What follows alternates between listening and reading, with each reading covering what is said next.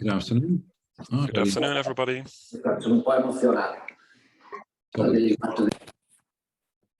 You keep track of the open microphones, Stefan. Yeah. Yeah, definitely. Yeah. Okay, welcome everyone. Good afternoon. I will be more to join certainly because we had more than 200 registrations, and more people will join, and it's also for the coming 3 days. I just before I introduce the speakers of today on our topic of microcredentials in context, just want to say a few words that we have been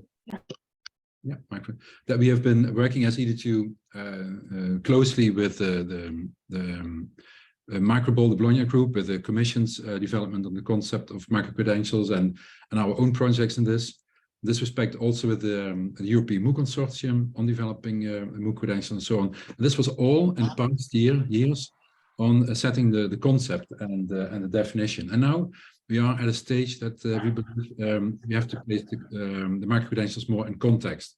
And who are the stakeholders? How is it further introduced in the educational systems? And we're also very busy in guiding universities in the national setting of introducing microcredentials in relation to the answer to the council recommendation.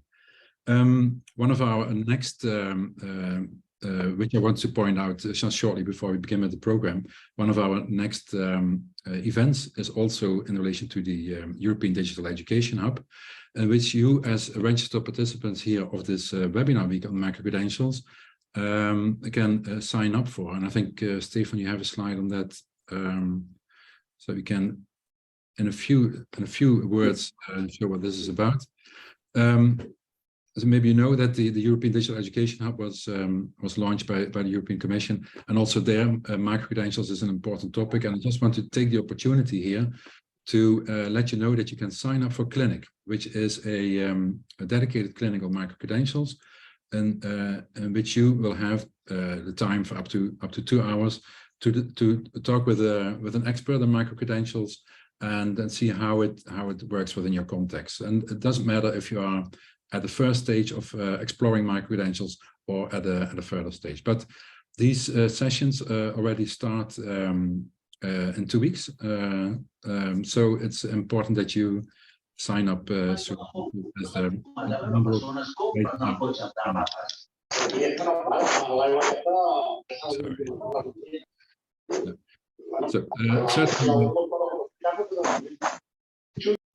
Certainly check this out, and you're most welcome to sign up for these clinic sessions.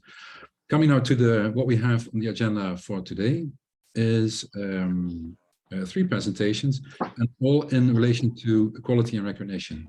Not only the universities are of course challenged and see opportunities with microcredentials. In line with that, we also need to have the recognition agencies and quality agencies are looking for anticipation on this and together set the concept of microcredentials. So therefore, it's very important that we have here today Jenneke Lokhofff from NUFIC, who's going to talk about the rise and recognition of microcredentials, followed by Patrick van den Bos, head of Fleur Quality Assurance, and he will reflect on the ENQA working group exploration of quality assurance for microcredentials. And we close this afternoon with Harvey from the Open University UK. But let's start with NUFIC and with Jenneke. I believe we have a presentation. Yeah, it's my screen. I'm going to be sharing this a second. Let me see. If you have questions or remarks, you can put them in the chat. We will also reserve some time after each presentation for some. I'm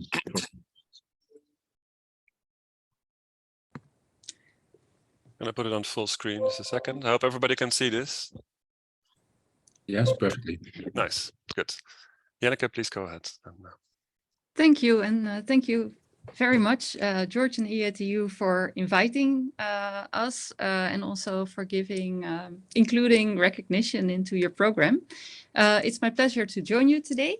My presentation will be rather practical by focusing on the Stack Micro Evaluator app.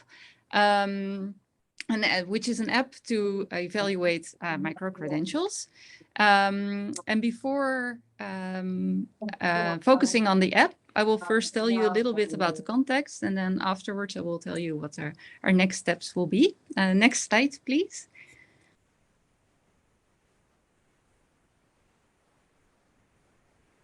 And the yes, yeah. Great, thank you. So this micro-credential evaluator app has been developed in a project called Stack, which is also referencing to stacking credits. It is a Erasmus Plus and NERIC project.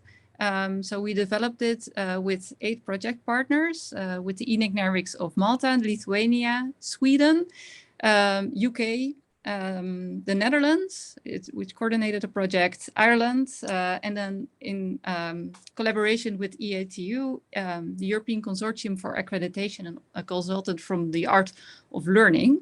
So we really co-created this app together, having different perspectives, which really made it stronger. And this project not only developed the app, but also wrote a publication. It built further onto other projects. The first project, Paradigms, which we started in 2016, and the follow-up, Evaluate.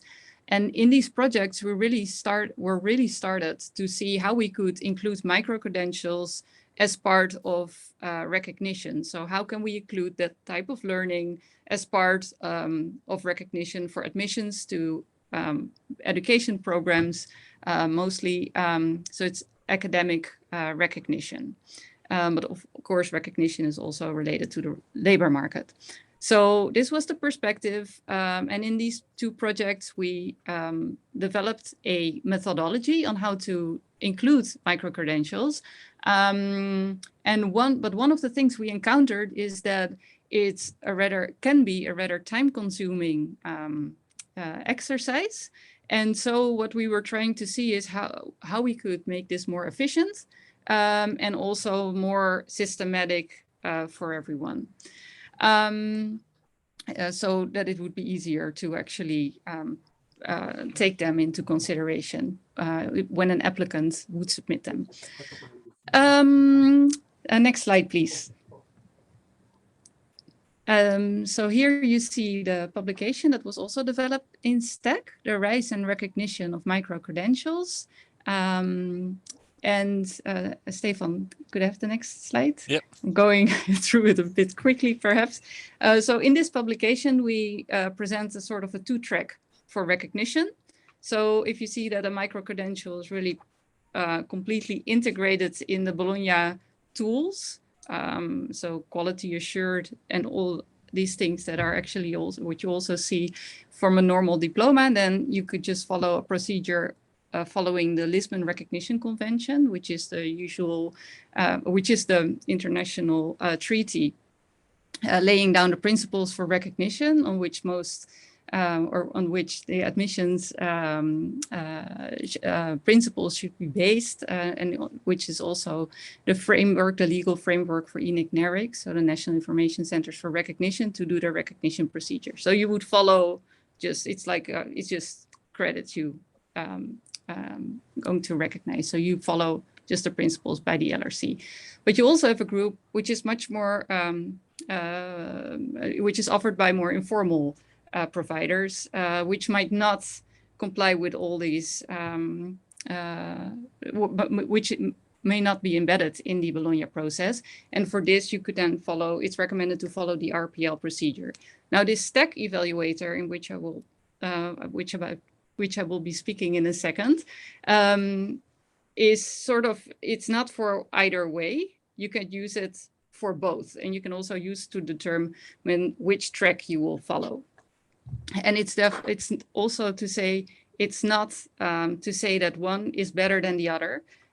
It's both a track to actually get the micro-credential evaluated. Next slide, please. So here we are with the Stack micro evaluator. Next slide, please. Here you see the link. And if you click on that link, you will see this screen. Welcome to the micro evaluator. And so I now will go into detail step by step on how the micro evaluator works. Next slide, please. So here, just for the sake of imagination, there are two persons, Hank and Betty, that both have a micro credential, and they're submitting the micro credential as part of their application. Hank wants to have exemption for a course called Nutrition and Health, because he is applying for a Bachelor in Health Sciences that's requiring this course. And Betty would have applies for a Master in Sustainable Food Systems and is submitting a micro-credential on food systems. So just imagine that you have these two submitting their micro-credential. Now, if you're an admissions officer, you can then start using the micro evaluator, which is based, and now I'm going back a bit to the theory. The whole app is based on a model that we developed in the first project. I just mentioned two projects. The first project we did paradigms. And this is called the traffic light model. And it's based on 7 criteria, as you see, on quality, authenticity, level, learning outcomes, workload, testing, and ID. And many of the criteria you see here are also part of a normal recognition or the usual recognition process, where we also look at those elements. And you can score these elements on level of robustness. This is also further explained in the publications we published, so you can find a very detailed explanation there. So we really based the micro evaluator is basically a practical, a practical tool, which is guiding you through this traffic light model and giving you also an outcome based on this traffic light model, which we'll show you in a second. Next slide, please. Yes, and another remark before we go through, that recognition is always dependent on the context, because so for Hank and Betty, they wanted to have, they are applying with their micro-credential, they have a gap in their application, so they're really using the micro-credential to fill the gap and meet the needs, but there can be other reasons for applying for recognition and for submitting the micro-credentials. And this is very important on how you're going to make the evaluation. Also, you always look, the flexible recognition approach, you always look for if a student is able to meet the goal, so that the context is very important to take into consideration. Next slide, please. So back to the micro evaluator. So you start with what type of course it is. Is it fully online? Is it blended? So partly online, partly on site, or is it fully on site? And here you can also see that we don't treat micro credentials only as the ones that are offered only online, but really we try to cover the whole gamut that's out there. Next one, please. So the first criteria, quality, it's very important in recognition. If you would compare it to usually to a diploma, that's also the first criteria you look at, quality. Here we have basically 2 questions. The first is the course provided by an accredited institution? And is the course integrated in the quality assurance mechanism of the institution? Because this would be a sign of quality is the idea. And so for the first one, we just, for the sake of going through the evaluator, put in yes. And for the second, we actually said no, because sometimes we see that micro-credentials are offered by an institution, but they're actually not part of a regular program or of the course offering. So it's not always the case that it's part of the QA mechanism. I see a question in the chat, but maybe we can leave that one for slightly later, if that's okay. Yeah, so the outcome is here you see, I just showed you that it was a scale. So you see this one is still green because there's an indication of quality. So then for the next one, that's authenticity, the next step of verification. And so, which very much corresponds to authenticity for the procedure for qualifications. So this is it possible to verify the course certificate online? So you want to know if you, the example is here, if you can check if there's, for example, a number, can you check the course provider? So can you verify the course? So for here, we just said yes, which gives a score of completely green.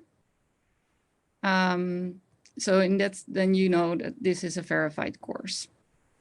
And then we go to step 3, which is the level.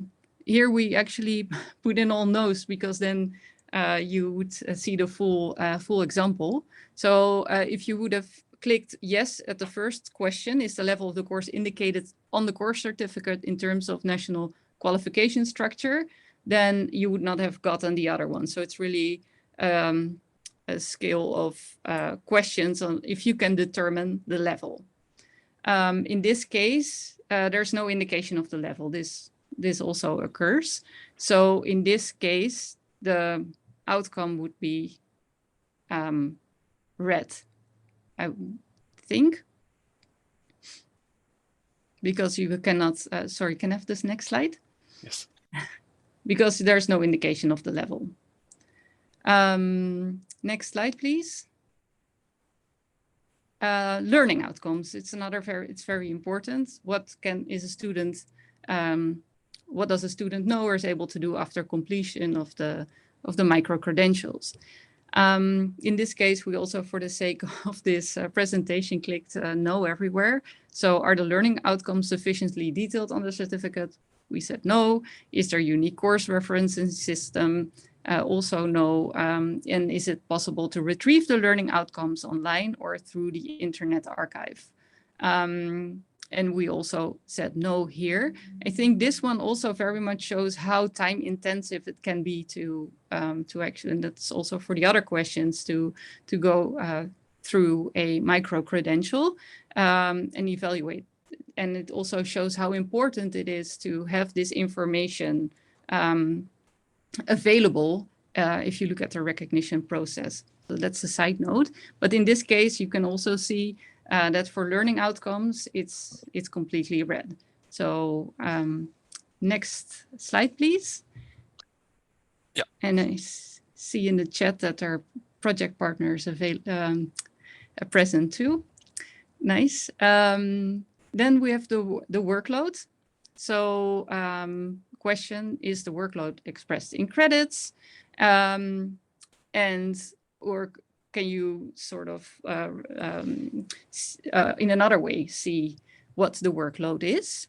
So here we said, well, it's not expressed in ECTS, but we can retrieve it from the course description. So in this case, the workload, we do have an indication of the workload.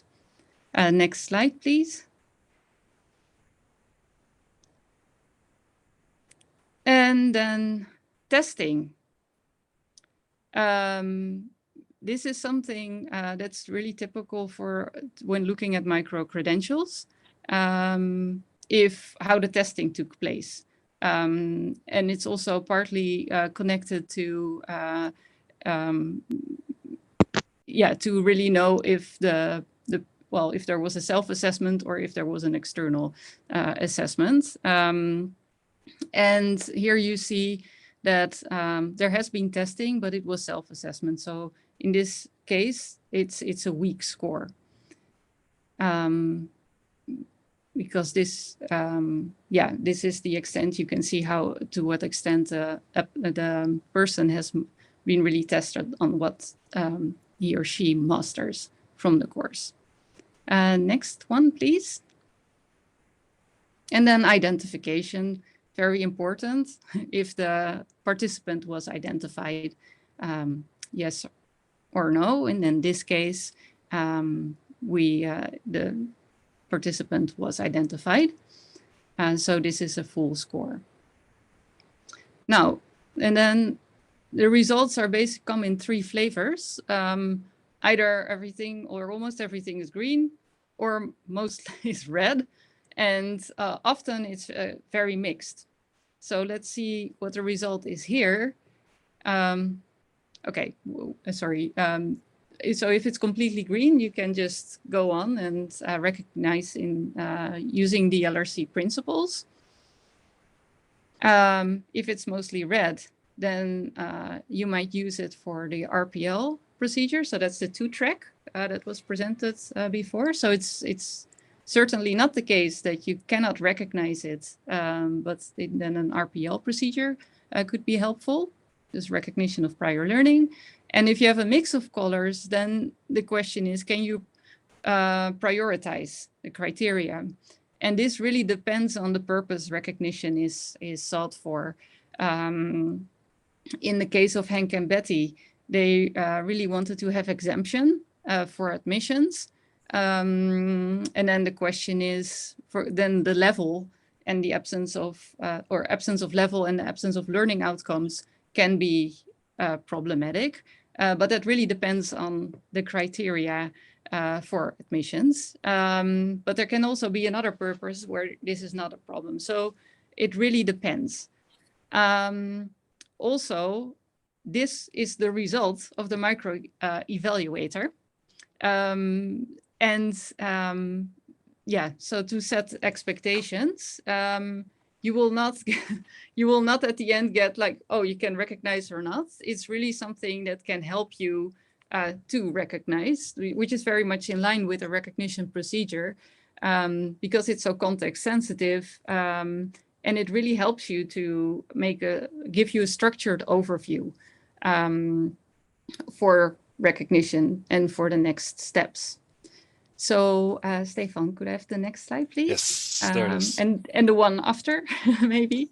Then I will go and then the next one. So we have a new project coming up, Automatic Recognition 2025, which refers to, of course, the European Commission's ambitions for automatic recognition and to achieve it by 2025, which is another NERIC project. And in this project, we're going to actually organize a conference on microcredentials and on a micro evaluator. And what we will also do as part of this is have a focus group, and higher education institutions will be invited to actually test the microcredential evaluator and provide us feedback. So we really see this as a first version, and then to see how we can further improve this micro evaluator. And with that, I am at the end of this this presentation. Thanks so much, Jenneke, and happy to be part also of that next AR25 project. Really interesting to be part of that. And I'm just checking if there are some questions in the chat. Otherwise, we see if somebody raises his or her hand. How will we be informed about this project? So how can we further connect to those who are here today? We will inform through our website, but we'll also ask our partners to spread the word. So I hope you might spread the word too. And also, if anyone is already interested now and says, hey, I really would like to be part of this, then please reach out and we will make sure that you will get the communication from us directly. Yeah, certainly. Yeah, we will be part of that promotion process as well on news developments and events. And And also when people are interested specifically in this topic, we can also refer to the clinic that were mentioned before. But I don't see any other questions at this moment, but let's see, maybe later on. Thanks so much, Jenneke, for this. Oh, how will no, we will use the database of people who are here today in this session, and then we will, if there's any information on this further, we will send it to you. Yeah. Thanks so much, Jenneke. Then we will continue now with Patrick van den Bos.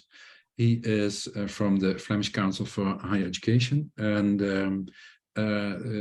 we met Patrick recently online with the ENQA Day on quality assurance for microcredentials, and he will reflect now specifically on the results of the working group of ENQA on microcredentials. Hello, Patrick. Hello, good afternoon, good afternoon, dear colleagues. I will try to share some slides.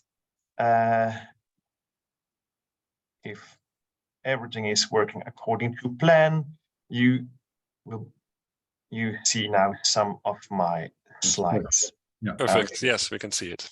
Perfect. Okay. So yes, so I'm Patrick van den Bos, of course, from Vlug QA, which is a quality assurance agency and center of expertise on quality assurance based in Brussels, in Belgium. But I'm here in my capacity of member of the ENQA board. For the colleagues joining here today who are less familiar with ENQA, ENQA is the European Association for Quality Assurance in Higher Education. So, which means that the members of ENQA are quality assurance agencies. What we did at ENQA is that we have worked recently to get a better picture on quality assurance of microcredentials. And of course, it's an open door that the microcredentials are not at all a new phenomenon, but we see that they are one of the hot topics in European higher education. We think that's in fact a long-standing acknowledgement of the importance of lifelong learning combined with a more recent emphasis on the need for flexible and individualized learning paths has resulted in a more significant interest in the concept of microcredentials. From ENQA perspective, we have already contributed, and although it's not such a long time ago in the lifespan of microcredentials, it's already a long time ago. In 2020, we contributed to the European Commission expert group on microcredentials that started their reflections on the microcredentials. And we're also partnered in the Microball project, which was running between 2020 and 2022. And in this Microball project, there were the ministries and stakeholder organizations that explored whether, in fact, the Bologna tools can be used or needed to be adapted to be applicable to micro credentials. I think it's also a first important thing to note that we see that this Microball project has finished in March 2020. But work here, also given the involvement of so many experts and stakeholders, of whom some of you are also participating here, is still very relevant and up to date. So I definitely would recommend everyone to read this framework on the Microball website on microcredentials. And I also know that currently, because of the Council recommendation from the European Commission, they also looked very thoroughly at recommendations from the Microball projects. As you see here on the slides, there are two key recommendations regarding quality assurance. The first one, providers are responsible to assure the quality of the microcredentials they offer through their internal quality assurance processes. And the second one, external quality assurance should focus on the institutional approach to microcredentials. So these principles are also used by our ENQA working group as a starting point. Of course, we discussed it amongst our colleagues, but it was a starting point. In this Microball project, the microcredential was defined as a certified small volume of learning. For us as quality assurance agencies, it's important to reflect on whether and how these volumes of learning and also the resulting credentials are covered by the processes. So we established in 21 a working group on this topic, And in this working group, there were members from various quality assurance agencies, and it was shared by Anka Greer from the British Accreditation Council. So what I'm sharing here with you today is in fact what those people from quality assurance agencies contributed to our exercise.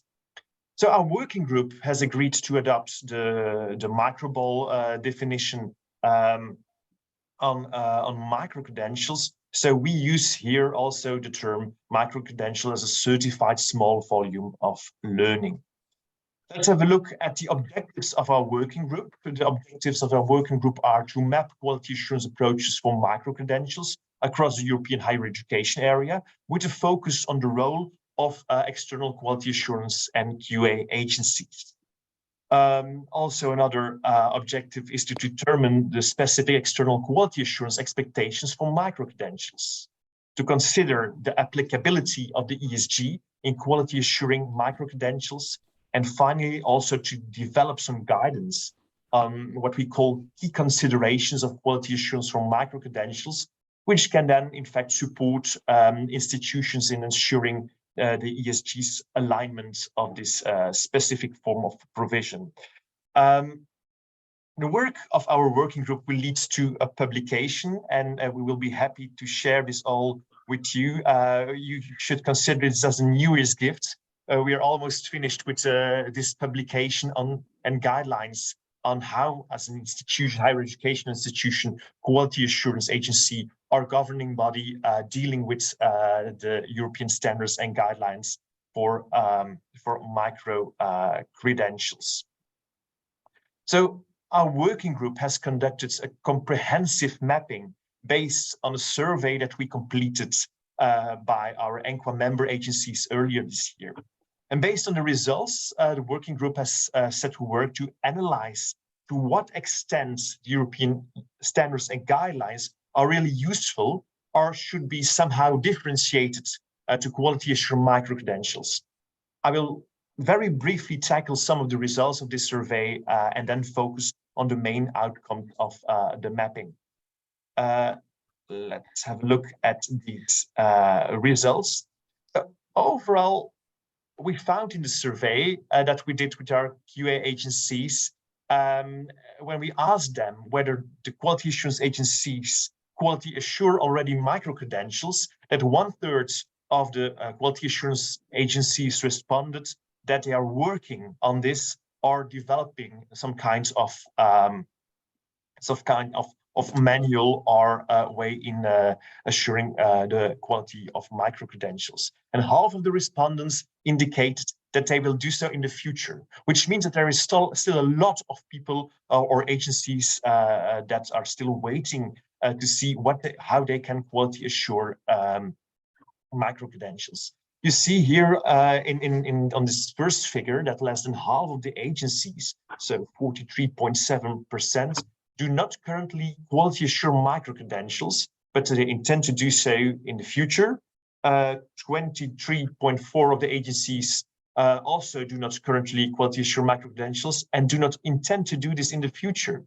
And so also only a minority is currently developing some kinds of approach.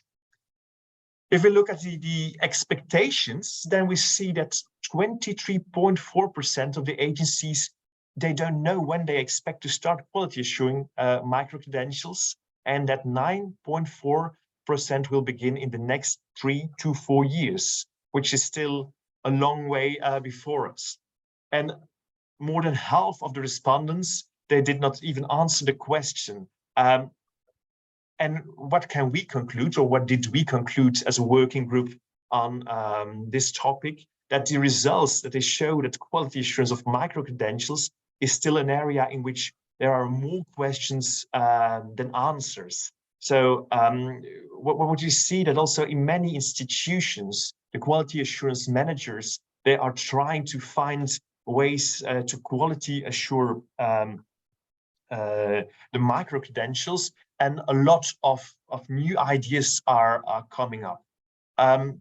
From a European perspective, I hope we can really streamline all the information. It's very good that at different stages, at different points, bearing in mind different culture in different countries, that everyone is reflecting in their institution on the level of the quality assurance agency or on the level of their national government or regulatory body, how we can assure the quality of micro-credentials.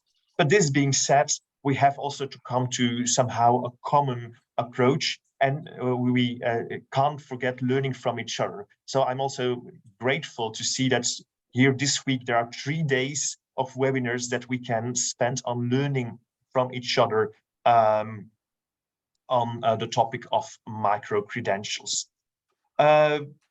So let's go to another slide. Looking at this slide, we again see that most quality assurance answer that they are not doing external quality assurance of micro-credentials, but we asked here specifically that to those who already do this, how do you quality assure the micro-credentials? And you see that some do this with a micro-credential specific methodology, some with a methodology similar for program evaluation, and some do this with another institutional methodology. Interesting to see here that only a few quality assurance agencies are already doing this. But more interesting is to see when we ask them, how do you plan to externally quality assure the micro-credentials, that we see then that only a few say here that they will have a similar approach as the approach that they have for program evaluation, which is very interesting to see that quality assurance see somehow a difference between quality assuring programs and quality assuring micro-credentials. And of course, this is also related to the, in fact, the council recommendation saying that we have to look at the level of the provider, and that's we have to quality assure the micro-credential on provider level and not specifically on the level of the micro-credential itself. Being said this is of course also something that will depend on the situation in different countries. Okay, so far some findings from the survey that I wanted to share with you as in fact a starter. You will find, of course, much more detailed information in our publication very soon. Then let's have a look at the applicability of the European standards and guidelines. We were discussing within our working group, are the European standards and guidelines applicable to micro-credentials? Well, to be honest, am I still sharing my screen? Yes, okay, great. The answer is in fact in the nature of the ESG itself. The ESG apply to all higher education offered in the European higher education area, regardless of the mode of study or place of delivery.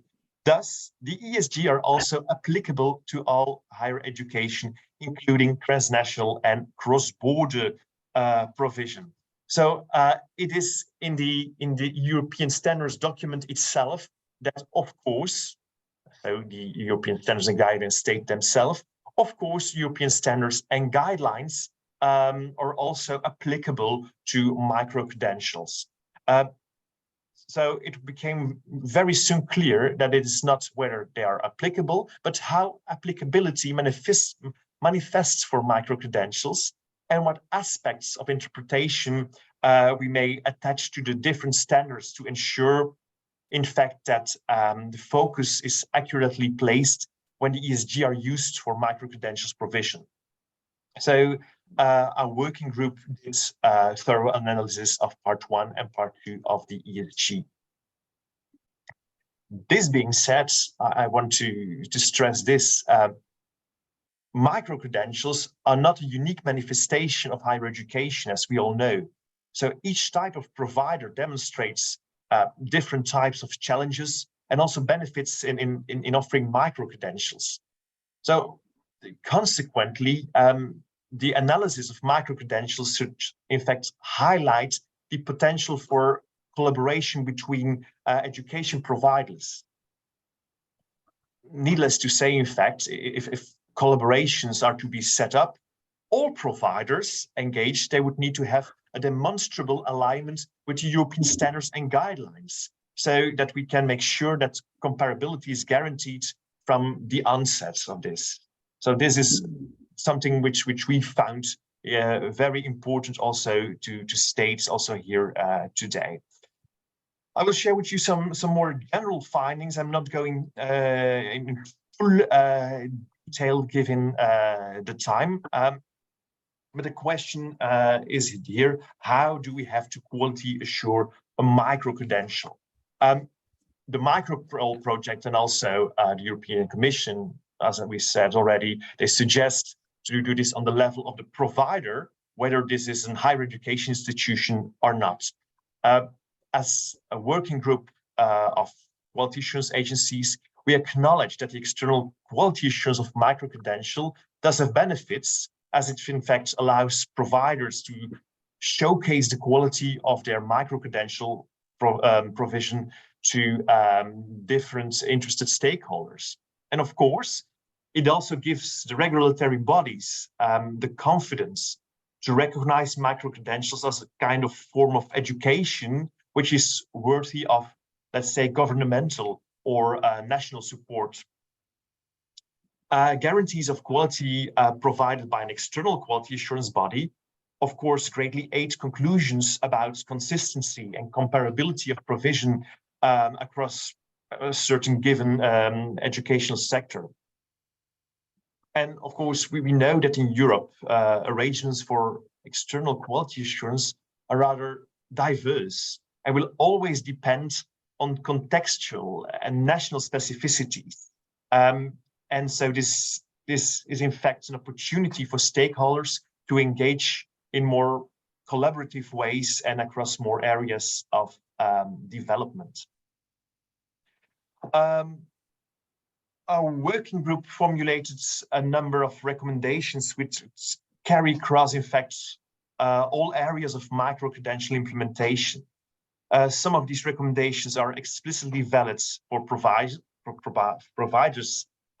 wishing to add some micro-credentials to their portfolio, or also for those who already deliver micro-credentials, while others are better targeted towards quality assurance bodies or regulatory authorities. And I know that here in this session today, many of us, I was checking at the start of this meeting, the list of participants, and I know that many of you are representing higher education institutions rather than quality assurance agencies and ministries. I will focus on some general findings for providers. Here they are. So our working group recommends that labor market expertise contributes to all stages of the micro-credential life cycle, including in quality assurance processes. What do we mean by that? Well, we think that micro-credentials serve the purpose of offering an alternative to more traditional education. So this is meant to have more direct and immediate benefits for the labor market. Micro-credentials also act to complement traditional education across time. So, I didn't tell you this. I'm sorry, someone is switching on the mic. So please, dear colleagues, can you switch off your mic? I think she's muted by now, so Okay. she'll be fine. Thank Yeah, you. thanks, Patrick.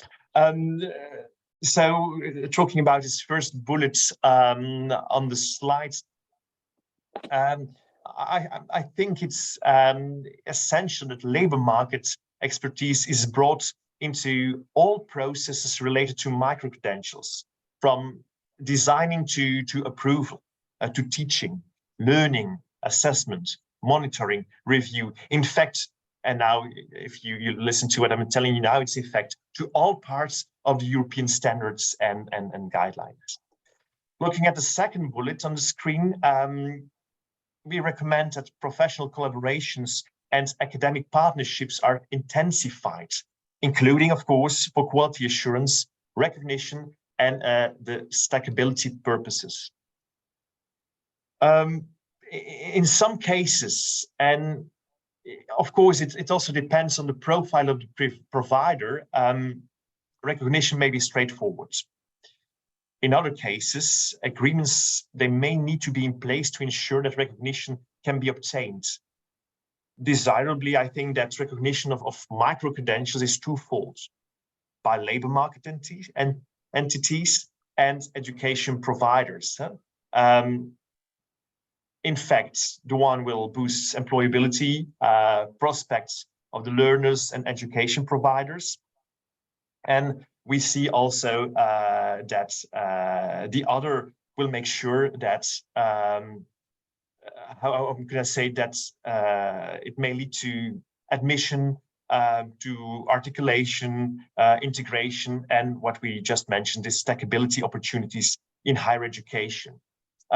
We think that providers proactively seeking to establish professional and academic partnerships to explore recognition paths, articulation agreements, and stackability models, they will likely prove more appealing to prospective learners.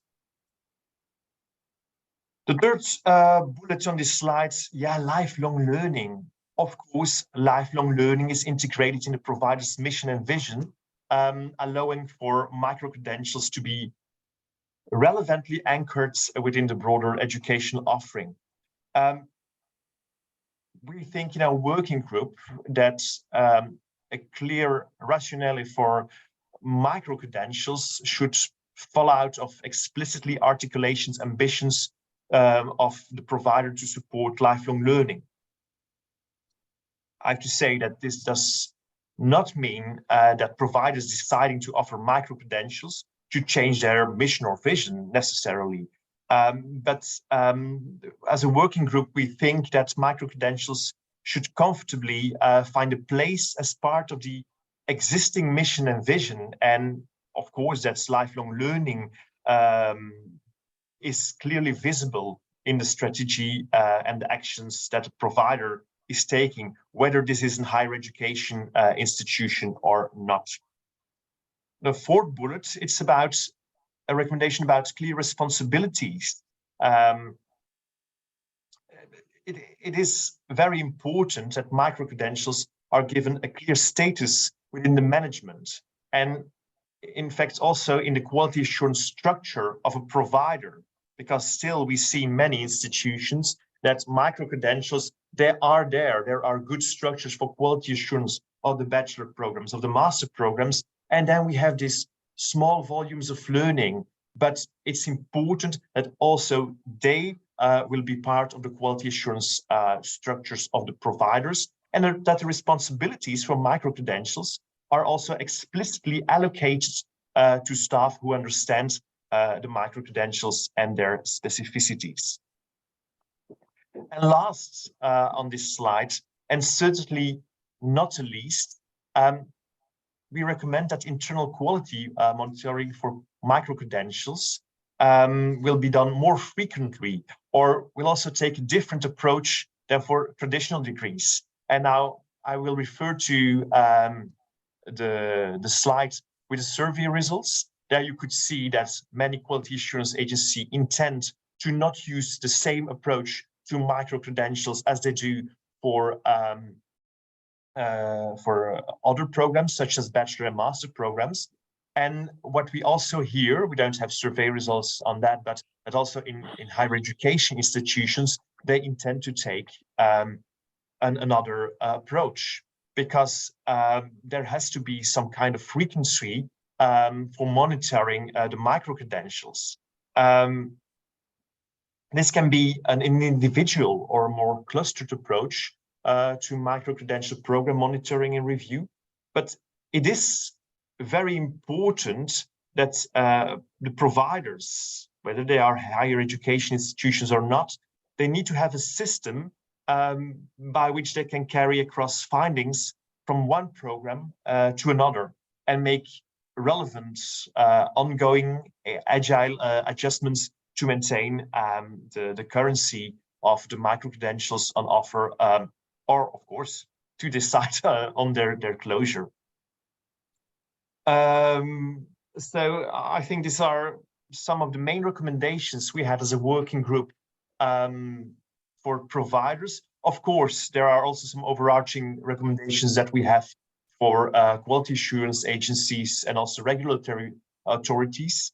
I did not put them on the slide, but for instance, we will recommend to quality assurance agencies that for any assessment approaches that have to consider how micro-credentials demonstrate their specific objectives for upskilling, reskilling, and lifelong learning. And also, quality assurance need to have this special emphasis when they do their evaluation on those keywords when it comes to micro-credentials, stackability, recognition, and portability arrangements for micro-credentials.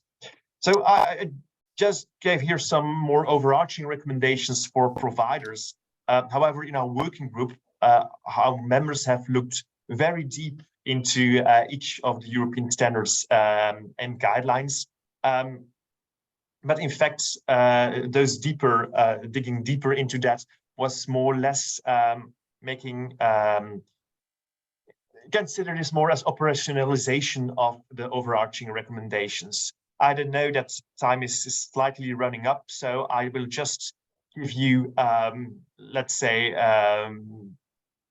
very briefly give you some of the findings. If we look at ESG part 1, you know, I hope you all very well know the standards of part 1.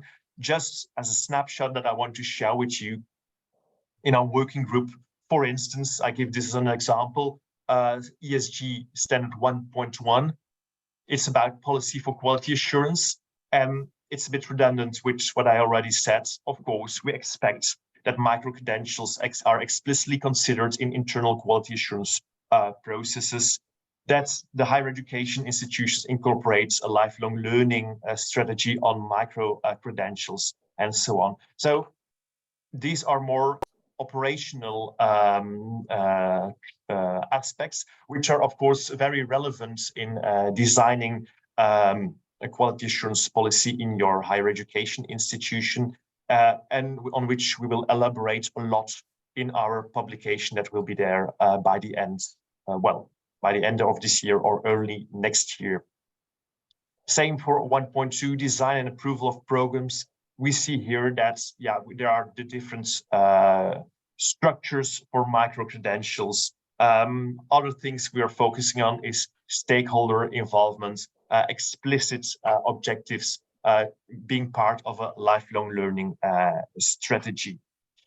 I will not go into detail into the other ones, but finalize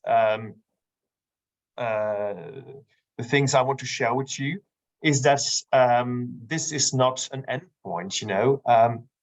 There will be next steps. First of all, of course, this publication, and we hope that this publication will already be a tool for higher education institutions, quality assurance agencies, as well as governments and regulatory bodies. But we see that, in fact, that given the speed at which knowledge and experience change in the last couple of weeks, months, we are happy also to present the IMINQUA project. IMINQUA stands for Implementation and Innovation in Quality Assurance Through Peer Learning. This is a European Erasmus Plus project covering a lot of topics around quality assurance on digitalization, quality assurance of European alliances, but also quality assurance of micro-credentials. And ENQUA is leading this work package on micro-credentials. So it's our aim to publish by autumn 23 2 new guiding documents as a follow-up document on what we will publish now, with some new key considerations on internal quality assurance of micro-credentials and the use of the ESG for micro-credential evaluation. So one document through institutional external QA approaches for higher education institutions, and one for quality assurance agencies. So the work is not yet done, but we will keep on reflecting on quality assurance. This being said, I want to thank you. I want to thank you specifically for this invitation, so that I could share some insights. And of course, we will keep you posted when our publication on quality assurance of micro-credentials is ready. Thanks so much. Really, really impressive work and very timely, because many questions are related to quality assurance. I recall, as always, when we're talking about introduction of micro-credentials, one of the first questions about the guaranteeing the quality. So I was really happy to see this work being done and further in progress. It's really what we see is that what is the added value of a micro-credential for a learner. Also, it's about important that it is of quality, it is recognized, of course, but also the relevance. And then you have the relevance for the student's career path in education, so to say. So it must be very clear how it adds to the studies that the student already has done, but also how make a coherent program to take further steps. And then I come to an answer to the question of micro-credentials and micro-degree. We see a micro-credential can be stackable to a micro-degree, which, like, say, for example, micro-credentials 5 ECTS, for example, and then building to a micro-degree, which could be 30 ECTS, a kind of diploma, so not a full degree.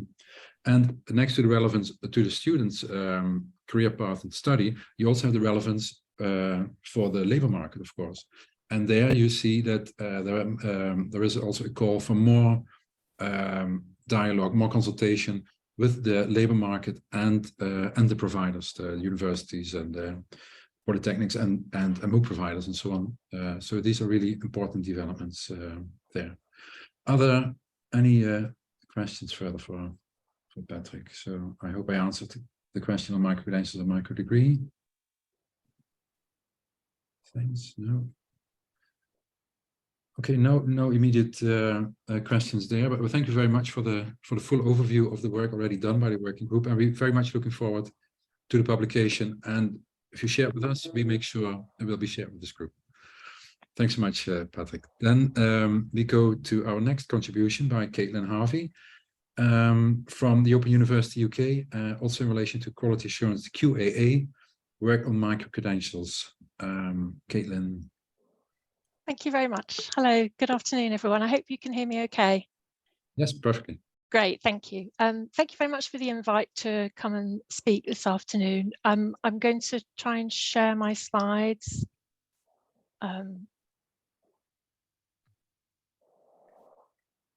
Okay. I'm just going to start the slide presentation.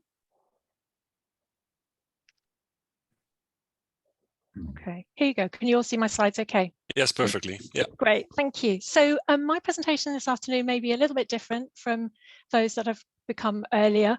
I'm really going to take quite a practical approach to how we've applied micro-credentials at the Open University, which is a UK-wide 4 UK nations university that's based on online distance education. So it'll be quite a practical presentation and rather bottom up, if you like, and just trying to exemplify how we've approached this and then compare our approach as a university to the QAA characteristics statement for micro-credentials, which was published in the summer. So I'll talk to you first briefly about our short course offer at the Open University, and then, as I explained, compare it to the QAA statement. So we are a very large university. We've been running now for 50 years of online distance education with over 2 million students. Our vision is very much around lifelong learning. And so actually moving towards micro-credentials and short courses is very much fits exceptionally well with our overall vision as an institution. We are now presenting 2 types of short course products. We call expert tracks without credit, so effectively short courses without credit, and micro-credentials, which carry OU higher education credit. we're working across 6 subject areas currently, as you can see on the screen. And actually, these are subjects that we also teach in our core curriculum. But what we're doing here through our short course portfolio is to really focus on the skills development and to focus on the upskilling and reskilling of our learners within these particular subject areas related to employability. So that's what's been the driver for picking these subject areas. And we're not particularly going down a sort of leisure learner, general interest type route in our short course curriculum. We actually present our short courses on the Future Learn platform. So we have a collaboration there. It's an international platform, so that's worked really well for us. And it gives us the opportunity to try slightly different learning pedagogies. So we're teaching through a social learning pedagogy model, which I'll explain a little bit more about later, which is slight innovation and slightly uniquely different from our core curriculum, which is on our own VLE, virtual learning environment. Where we are now is we've been presenting microcredentials for actually 2.5 years now. So we're actually quite well progressed on our journey, and we've learned a lot along the way. We started with 2 microcredentials in March 2020. Very very unique time to launch new products in the midst of the start of the pandemic, but incredibly timely as it turned out. And we're now presenting currently 26 microcredentials on the platform. We do rapid amount of presentations a year. For us, 3 presentations a year. We may reach approximately 100 products. That's part of our business plan. And we also have these 24 expert tracks, which are the not-for-credit courses as well. We have developed an cross-institutional bespoke unit to run the development and the delivery of our short courses. And this has worked really well. So we work collaboratively with our faculties, with our academic staff, with our other professional services to develop a unique team. And actually that speaks a little bit to some of the points that were mentioned in the previous presentation around kind of internal quality assurance and comparing and contrasting between the products. We keep a kind of central eye on the products as they develop and how we're developing them and the models that we're using. So that's worked really well. So on to the QAA characteristics statement. So this was launched in May 2022. The QAA is the Quality Assurance Agency, which is the UK's quality body for higher education. And we took part with a number of other higher education institutions to contribute towards developing and writing this microcredentials characteristics statement, which is designed to give guidance and to be advisory to HEIs in the UK on the development of microcredentials, and it covers these broad topics and themes. So 7 key areas that are for consideration, for careful consideration in the development of microcredentials. And I'll talk you briefly how we've worked through these ourselves. And actually, because we started over 2 years ago, we were well progressed in these areas before the characteristic statement came out, but then we've retrospectively compared ourselves against it and mapped against it. So definition. So the key point here, and I'll just pick out a key point from the QAA document in relation to each key area. So under definition, the key point here from QAA is that these need to be distinct. Microcredentials need to be distinct from macro credentials and should by definition be shorter and narrower. That worked well for us. We originally adopted a model based around the European MOOC Consortium Common Microcredentials Framework, and that worked really well for us. So that, again, doesn't set a lot of characteristics and criteria, but it does specify in this particular framework 100 to 150 study hours per microcredential. At undergraduate or postgraduate level, including some summative assessment, ID verification, and a transcript. So the requirements aren't high or heavy, but it gives a framework, and actually that worked really well for us, the Common Microcredentials Framework. And it stopped a huge amount of debate, actually, looking back. I think it was very helpful to make a choice and settle on it. We could have discussed the amount of credit points, I think, forever if we'd given Harvey a chance, but we didn't. We settled on this and it worked for us. 100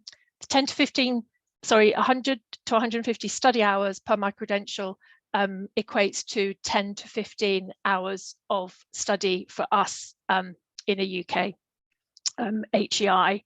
So we picked 10 credits at undergraduate level and 15 credits at postgraduate level.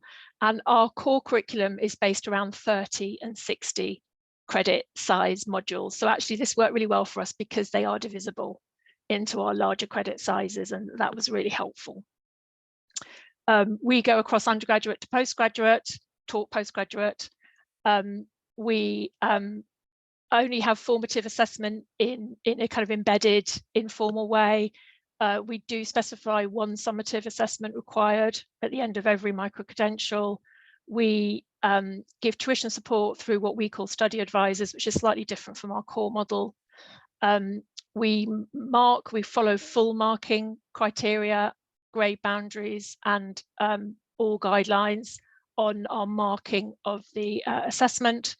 And we fit within all our existing OU presentation and conflation patterns for examination and awarding of credit. And actually that's really benefited us as well, because we've set ourselves within some of the existing examining criteria for our university. We haven't gone against that. We've set within it, and then that's been really helpful. So for us, establishing the definitions of what a microcredential was going to be, what size it was going to be, and what the core model was going to be early on was really, really valuable. And we haven't deferred from that at all. We don't have any exceptions to that at all. That's the model, and it's that. And we don't approve any exceptions to that. So context and purpose. So the key point here from the QAA is to make sure that microcredentials are credible and that you provide routes through. So we have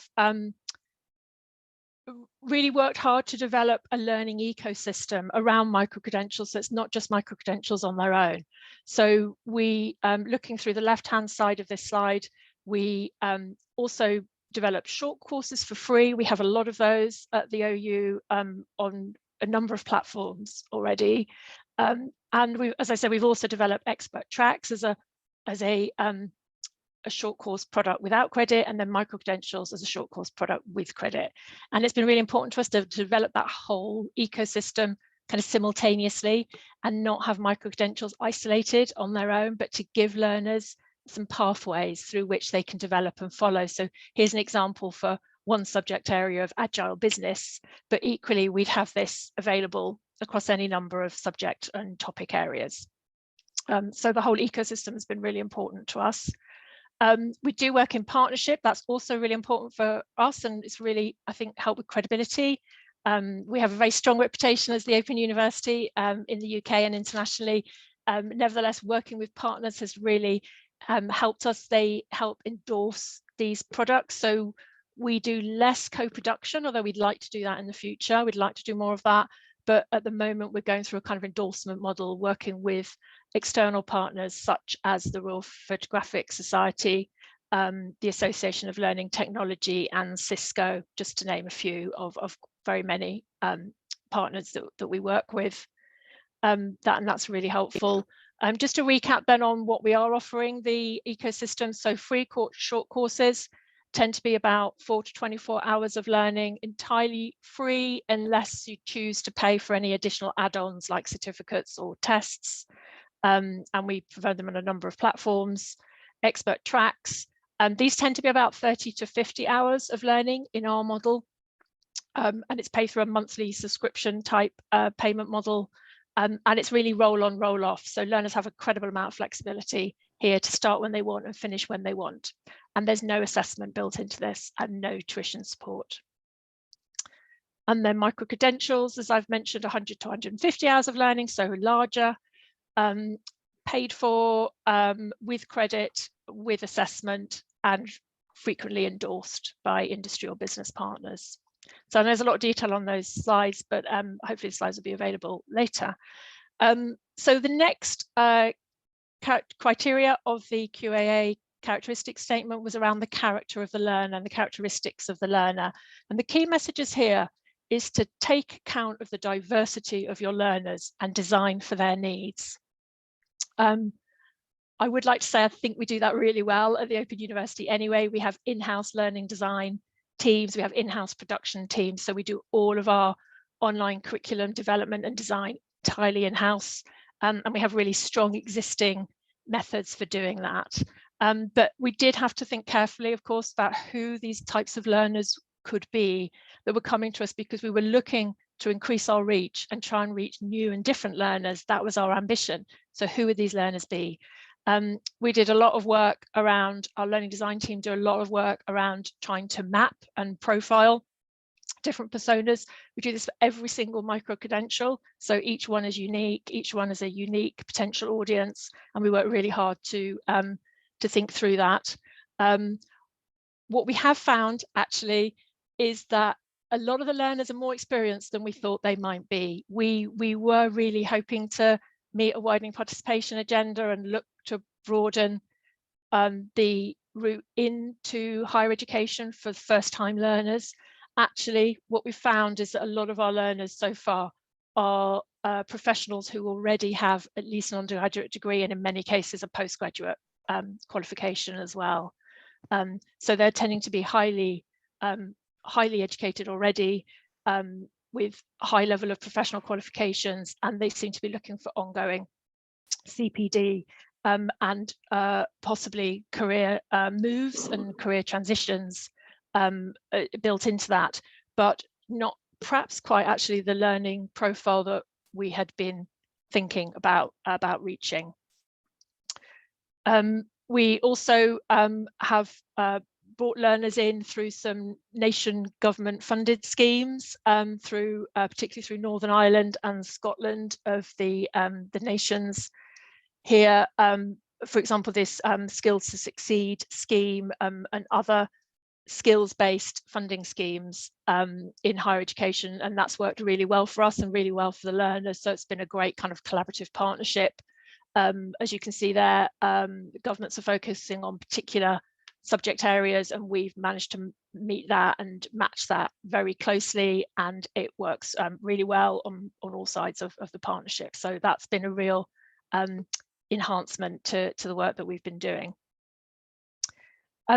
One thing I would just say about our learners, actually another lesson learned, so to speak, for us has been that funded learners, we're finding, don't always complete to the same level as learners who are self-funded. So that has been quite a big learning, and that actually they aren't always as aware of what they've signed up for.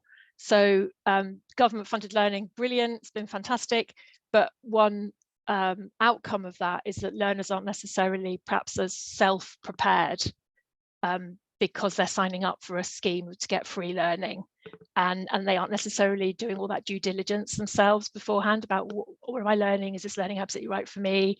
Is this the right outcome that I want to achieve? So that's some further learning for us, is to think how to work through that, which takes me on to the next area, which is about admissions and access, particularly around the information, support and resources that we're providing for learners.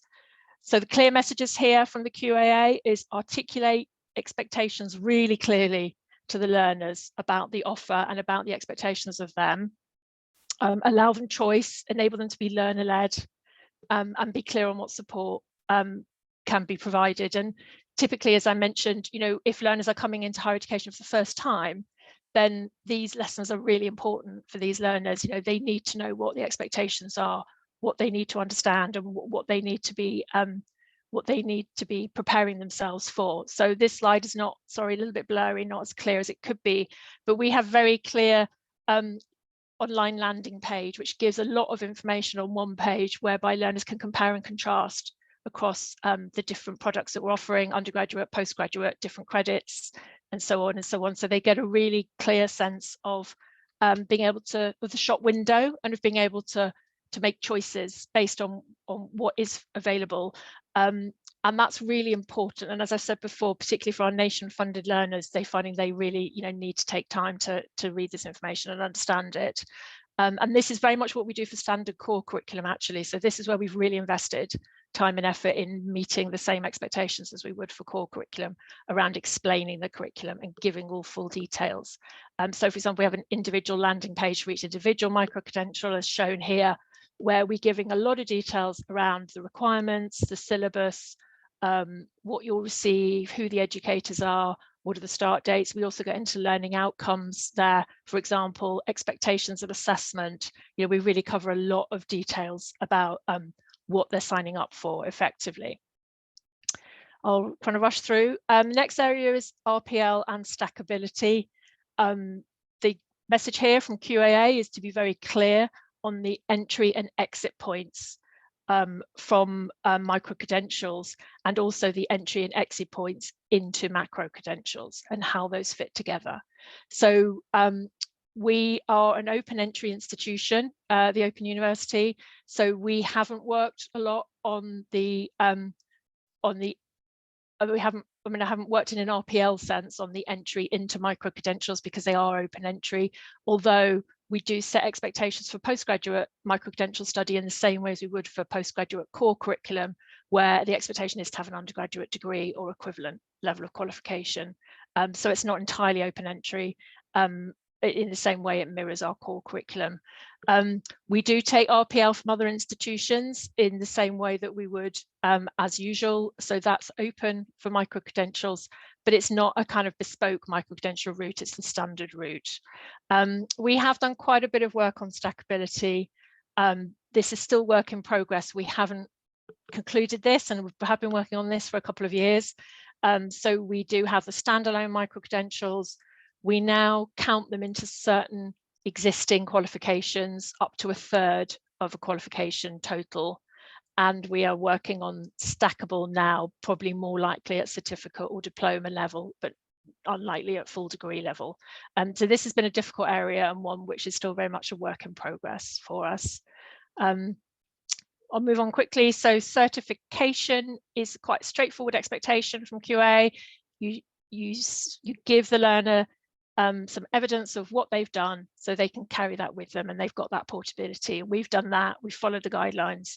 We provide an online statement giving all the details of the learning outcomes, the level of credit, the amount of hours of learning, who the learner is, what the course title is, and so on and so on.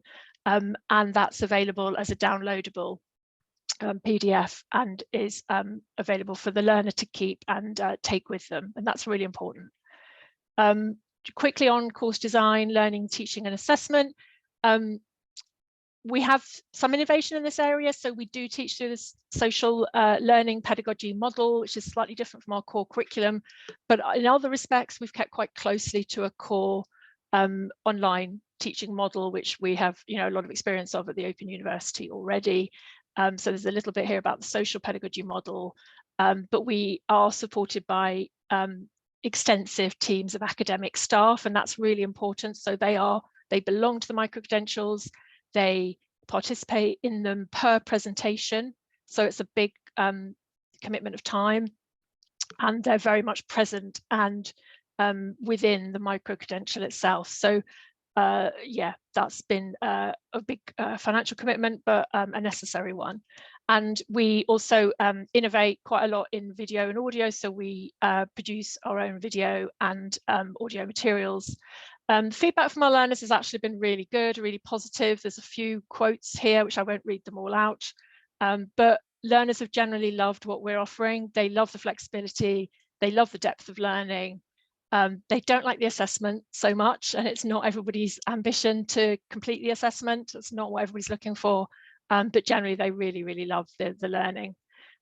Quickly on quality management, we've worked hard on this. We've kept quality at the forefront of what we do.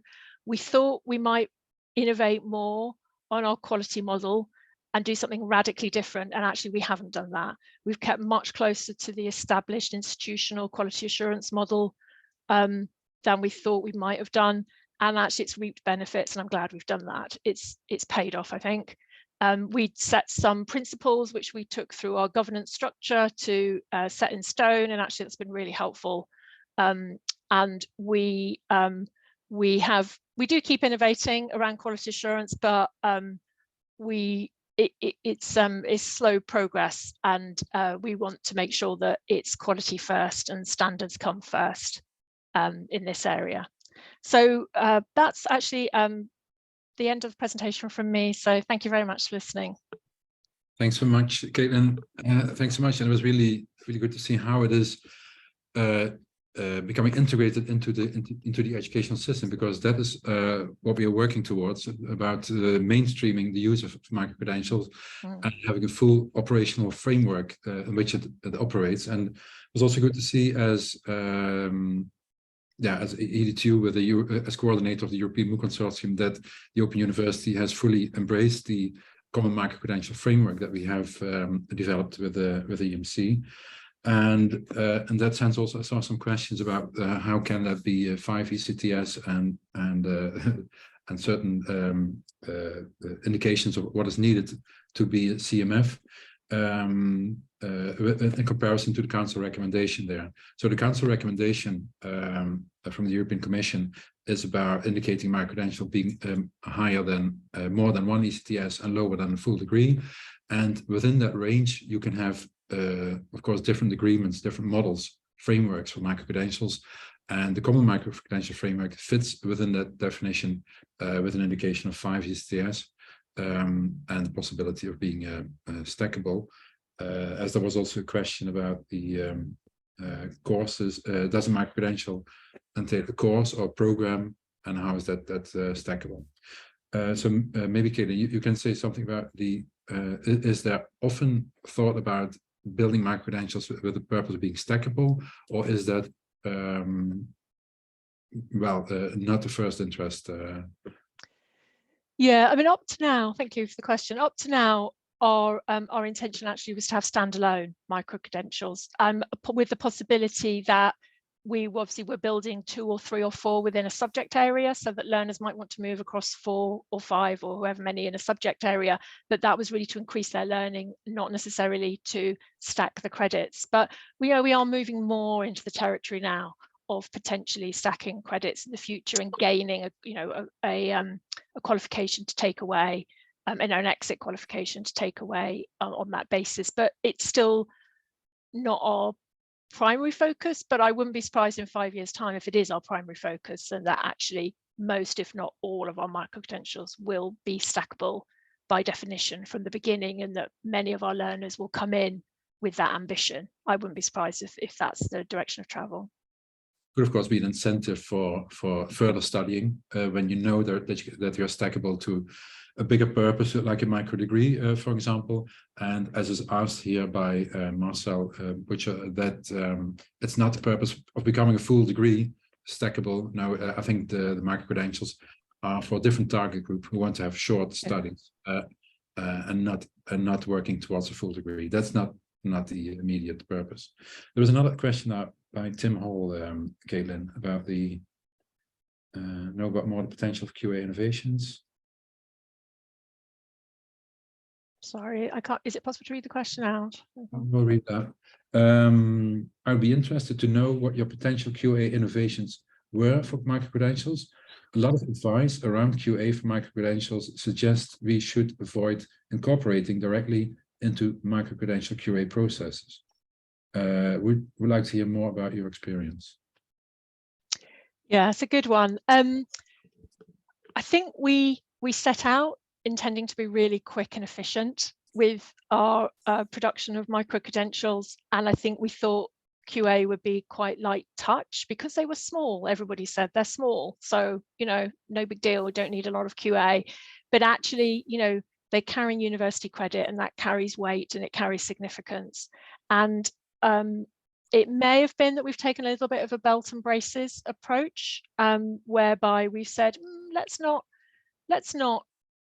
innovate, let's not rush to innovate here when we don't quite know the implications of what we might be doing.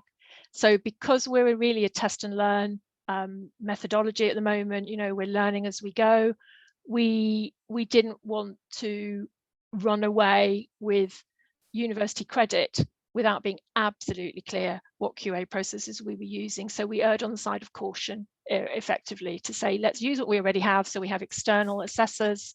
We go through faculty boards of study for approval. Obviously we have external examining. We follow all full external examining processes and internal examining processes.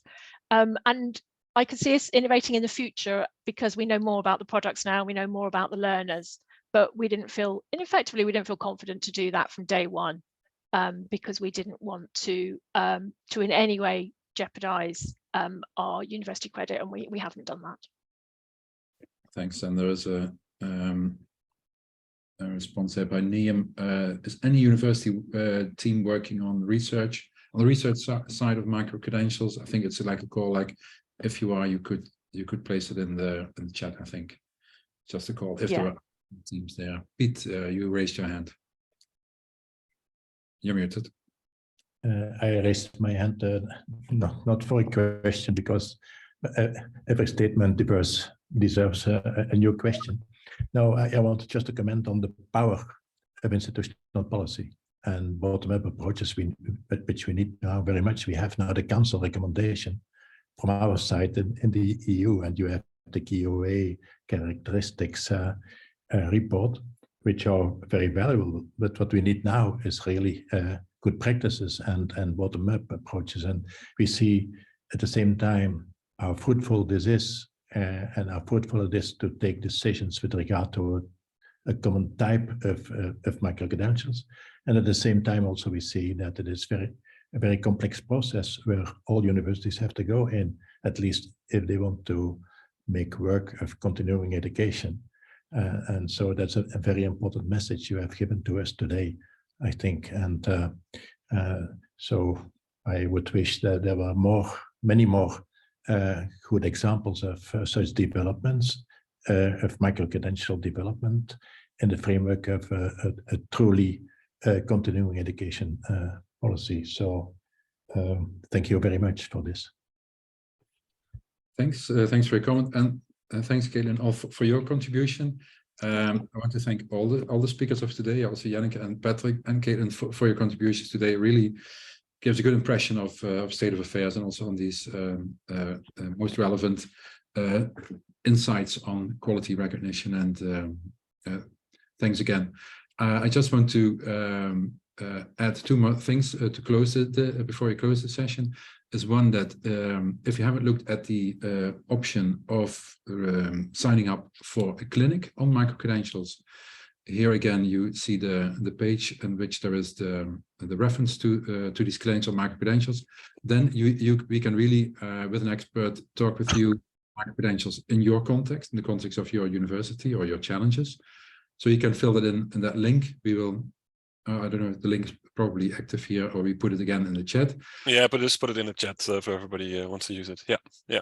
Then I shortly want to address the session of tomorrow, because tomorrow we will continue with our focus on micro-credentials, and then actually the first steps and how it is envisaged to respond to the council recommendation.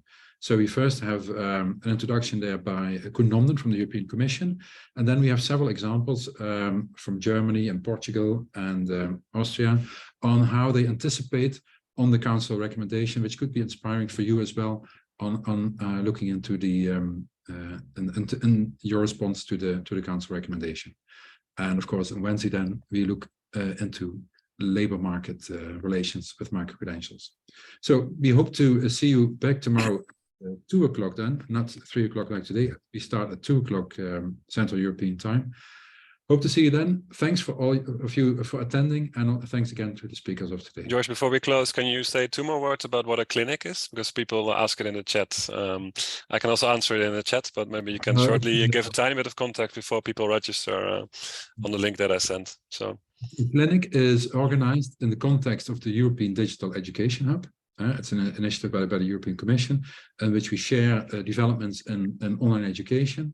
And we have clinics organized in December, specifically on micro-credentials, but there will be more clinics in January, February on topics of your choice in digital transformation.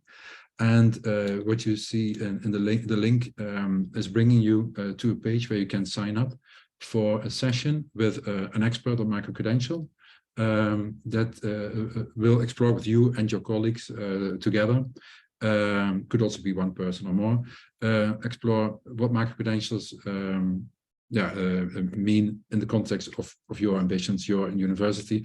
And again, like I said at the start, it doesn't matter if you're really a first exploration or that you're already further developing on microcredentials. It's all possible.